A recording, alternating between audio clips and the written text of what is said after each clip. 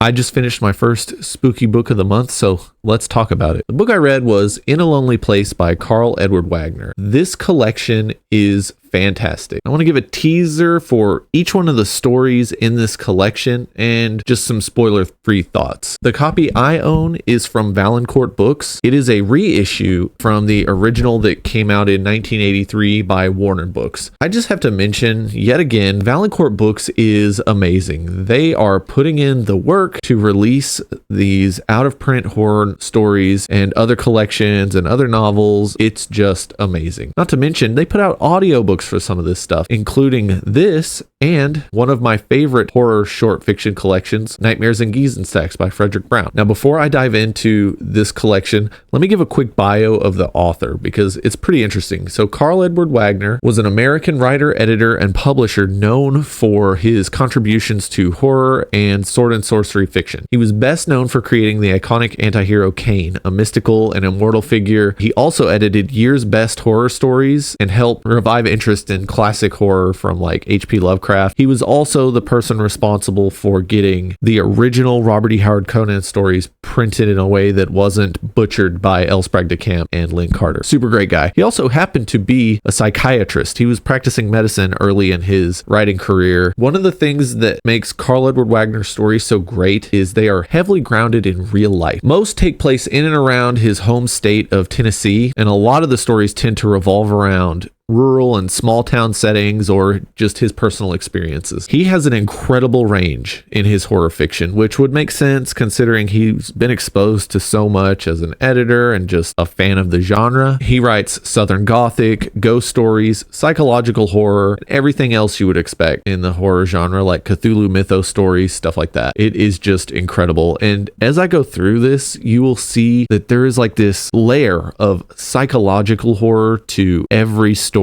in the collection, and some of these stories blend multiple subgenres of horror. Some feel just unique, unparalleled by anything else out there. Let's just dive right into these stories. The first story in this collection is In the Pines, and it is like part ghost story, part psychological thriller. It was originally published in the magazine of Fantasy and Science Fiction in August of 1973. This story really shows how good Karl Edward Wagner was at writing about the human psyche. From the very beginning of the story, you see this couple who are on vacation trying to get away from a traumatic experience. It starts with the husband driving through the sketchy woods in Tennessee up to this cabin in the mountains, and it looks very foreboding, and they get in there and they're like, oh yeah, this isn't too bad. I think we can work with this. This trip is supposed to be a time for them to heal both mentally and physically. At the beginning, you see that the wife was in like a traumatic car accident and they lost their son. And this is like within the first 2 pages of the story, so it's not a big spoiler. And after they get in that cabin, things start to go off the rails almost immediately. Weird things start happening, and the husband starts trying to figure out why these weird things are happening. He wants to find the origin of the cabin, and there's this painting of this beautiful woman from the 1920s, and he is captivated by it. His wife is like, that was painted by a hack. Like, I don't see anything in it, but he becomes obsessed. I think I'll end teasing it there. This story can easily be enjoyed by looking at it for what it is, like a ghost story. But like I mentioned in the intro, beyond the surface level, there is so much more to it. You just got to pay a little attention. There are these tiny details. He's telling you 2 different horror stories in this tale. This might be one of my favorites in the book, which I'm probably going to say that multiple times as we go through because almost all of these are amazing. When the Summer Ends, originally published in Dark Forces from 1980, is a horror story about modern decay and the monsters that feed on it. The story takes place in a neighborhood near the University of Tennessee. He lived in that area and spent a lot of time visiting while he was becoming a psychiatrist. You follow an art school student and his wandering around that sketchy neighborhood, and he's searching for like good deals on antiques or rare items, stuff like that. In the story, he meets up with Grady, a grumpy old man that's a hoarder of antiques. And Karl Edward Wagner mentions at the end of the book that there was a Grady in that neighborhood that was hoarding antiques and always trying to wheel and deal and hustle his junk in his yard. And a lot of the story is an interaction between the main character and Grady. This is a quick aside about this story. There is a lot of discussion of kudzu in this book, and for people that don't know what it is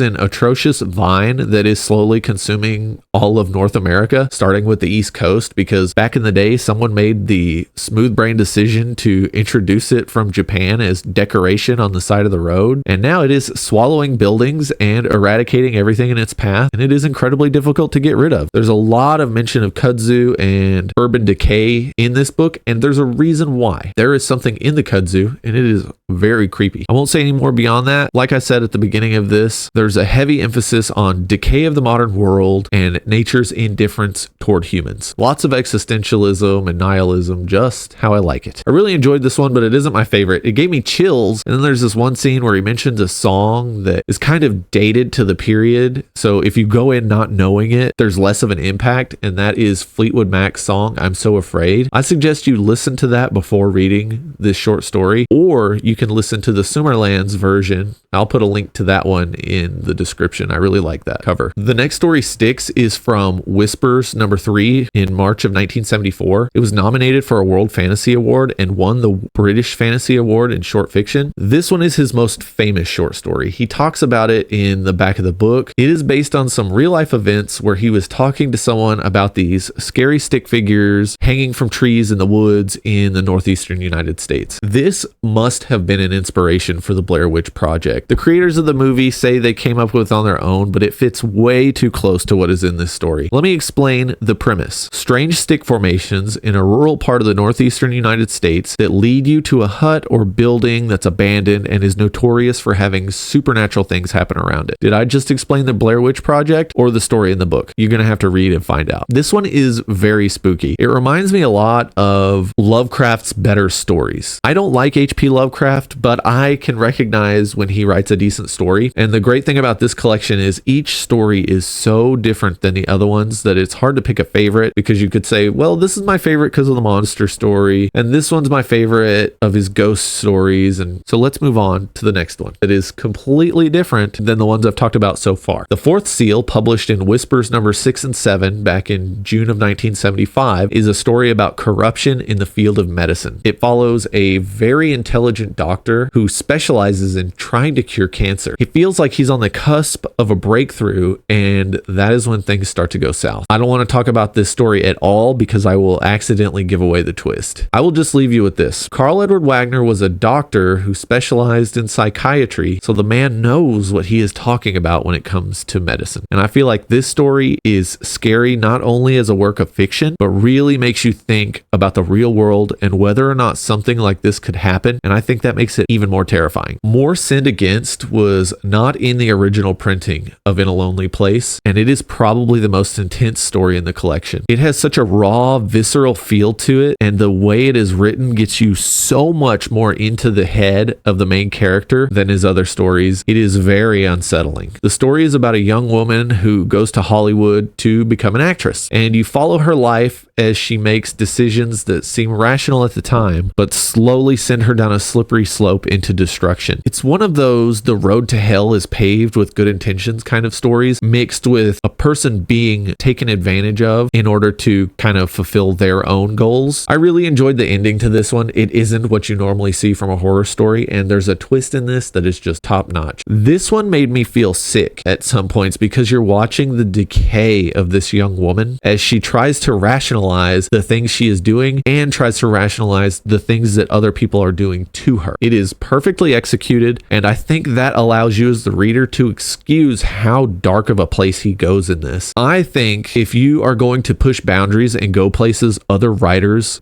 don't normally go, then you need to execute them perfectly, or that experience isn't worth it to the reader. And the best part about this story is that the editor that asked for it said, hey, I want a contemporary horror story. I've read A Lonely Place. I like your work. Just send me something. So Karl Edward Wagner did what he always did. He took too long, missed deadlines, and the story was too big. So it didn't get published in that collection. And the editor also said something about the story encouraging drug use, which after reading this story sounds ludicrous. 220 Swift was originally published in New Terrors back in 1980, and that is where I read it for the first time. I mentioned it in my recent video about my spooky reads for October, and I still highly recommend that book to anyone that wants a good collection of short horror stories. 220 Swift is a prime example of the caliber of writing you will find in New Terrors. The story is by far the pulpiest of his horror stories in this collection, and yet again, he shows his range as a writer, because this reads like pulp horror, which none of these other stories do. The story starts off with a group of hunters in Appalachia. They're up on a mountainside in the woods, and they find something, and it slowly turns into this hunt for an elusive treasure with treachery and monsters and terrifying things that go bump in the night. Not to mention, a lot of this story takes place in tight caves and caverns. I hope you enjoy the feeling of claustrophobia you get while reading this. The River of Night's Dreaming, originally published in Whispers 3 in August of 1981, was a World Fantasy Award nominee, and the story is good but wasn't my favorite. I think this story would be a lot better to other readers. You're going to see a theme with this story and the next one. They're critically acclaimed, but I think they're the weakest stories in the book. This one follows a woman who escapes from a bus where I think she was being transferred to like another psychiatric ward or something, and she swims to this mysterious island where things just don't seem right. Most of the story you're spending trying to figure out whether this person is having a psychotic breakdown because they're not on their medication anymore, or if they've ended up in a place with supernatural elements that are distorting reality. There's a lot of sexual content in this one, and it has an interesting twist that will make you want to read the story again. So, I mean, it has a lot going for it. The story feels like something M. Night Shyamalan would adapt into a movie. I really think it would be the perfect Blumhouse movie. You know, they're known for making horror movies with a minimum number of actors, it's in a single location, and they don't spend a lot of money. This is like the perfect fit for that type of cinematic storytelling. The final story in the collection, Beyond Any Measure, originally published in Whispers number 15 and 16 in March of 1982, is the weakest story in the collection, to the point that I didn't finish it. But it won the World Fantasy Award and was a Locust nominee. I don't know what it was about the story, but I didn't like anything about it. I got over a third of the way through and just did not care. So I'm going to say that this story is the exception that proves the rule that Karl Edward Wagner is amazing. You can't always be perfect, and this story shows. Other people think this story is perfect, so maybe you will enjoy it as much as the fantasy and horror community of the early 1980s did. At the end of this book, there is an afterword written by the author, and it is very good. He just talks about the process of creating all the stories in the collection and where the ideas came from. Afterwords like this are one of my favorite things in fiction, which is ironic considering I'm opening a fiction book to read the nonfiction section where the author tells me about the stories. I want to end this by reading the last two paragraphs of the afterword. He talks about how the collection came to fruition and where he got the idea for the title. Perhaps a final word on this collection as a whole. In a Lovely Place was a very important book for me. Any writer of short stories faces the frustration of knowing that his work will most likely languish and perish in the magazines or anthologies that publish it. The only real hope is to publish a collection of stories, giving such scattered short fiction the sanctuary of a book. Unfortunately, book publishers want novels, not collections of stories. In a Lonely Place was made possible thanks to the dogged efforts of Kirby McCauley and the generous help of Peter Straub. The title, In a Lonely Place, is a tip of the hat to the Dorothy B. Hughes mystery novel of that title and to the Nicholas Ray film based on her novel, starring Humphrey Bogart and Gloria Graham, concerning a writer who is a little too close to the edge. But more than this, some readers will have recognized its source from Walter de la Mare's poem, I Met at Eve. I met at Eve, the Prince of Sleep. His was a still and lovely face. He wandered through a valley steep, lovely in a lonely place. Overall, this short story collection was amazing. You see all of Karl Edward Wagner's strengths as an author, and it is a wonderful time capsule of what horror looked like in the late 70s and through the 1980s. I think this is a must-have for horror fans. I briefly mentioned it earlier, and I just want to reemphasize that the audiobook is very good. It is narrated by Matt Godfrey, who also narrated Blackwater by Michael McDowell. Let me know in the comments if you've read any Karl Edward Wagner or plan on reading any of his works soon. Thanks for watching, and with that, I'll see you next time.